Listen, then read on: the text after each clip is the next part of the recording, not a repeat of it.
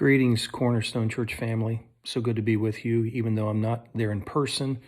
This will have to suffice until God finishes the healing process in my body, which He has begun. I'm holding on to the fact and the word that God said He will do what He said He will do. And so I want to thank you for the countless prayers over the last nearly 5.5 years of dealing with this injury and this affliction. And one of these days soon, we're going to be back up and running again the way that we should be. I just want to take a moment today and just touch base on a few things that has been going through my mind for quite some time, and especially the last couple of days. And I believe the Lord put those on my mind, that as you come into the service today, you may have some things that are looming in your life, some problems or some issues that are just concerning you and weighing you down. And despite your best efforts to try to fix them or to resolve them, they're still there. And these things can at times prompt you to really question God, whether He knows where you are, or does He really know what you're going through? One of the qualities that we can identify with God is the fact that He is omniscient, and that's simply put that He is all-knowing. And that characteristic is an inherent part of who God is, and He is the only one that can own that attribute. No one else can but Him. And Scripture so many times bears this out, and quite beautifully in Jeremiah 29:11, when God told the prophet these words, quote, "For I know the thoughts I think toward you, saith the Lord, thoughts of peace and not evil, to give you an expected end," unquote. You see, it's right there in those first 3 words of that verse, for I know. So let's just let that sink in just for a moment. God knows. He is aware of where you are right now, and He is aware of what you're going through. So let's dig just a little deeper than that for a moment. What does God know? Well, God knows everything. We've already established that. But God knows your hurts. God knows your struggles.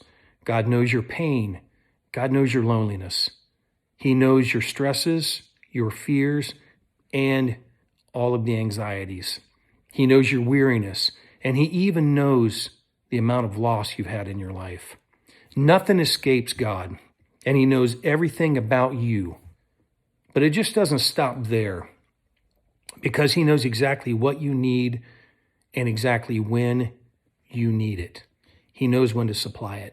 He knows how to keep you out of a fiery furnace, thank God. And He knows how to walk with you when you're in a fiery furnace. He knows the best way to get you from point A to point B, and He knows you better than you know yourself. He knows how to line up things in your life to restore you and to bring order to your future. Aren't you glad for that today? He's the only one that can. Where we tend to get hung up so often is in the middle of these troubles and these difficulties. When we've asked God time and time again, God, do you know what I'm going through? Do you know where I am? Do you know what's happening here? And we get nothing back. It's those silent times. Yeah, those silent times where it just seems like our answers never seem to materialize, and our solutions, they're impossible to discern. But be assured today that those silent times does not mean that God is oblivious to your pain, or He has put you on hold and had to go on some crazy scavenger hunt to find a clue to bail you out of your situation. No. You see, God went silent once with man, and He stayed away for 400 years. But even in that season of silence, God still knew what His children were going through. He never broke His covenant with man, and His law remained intact because God knew.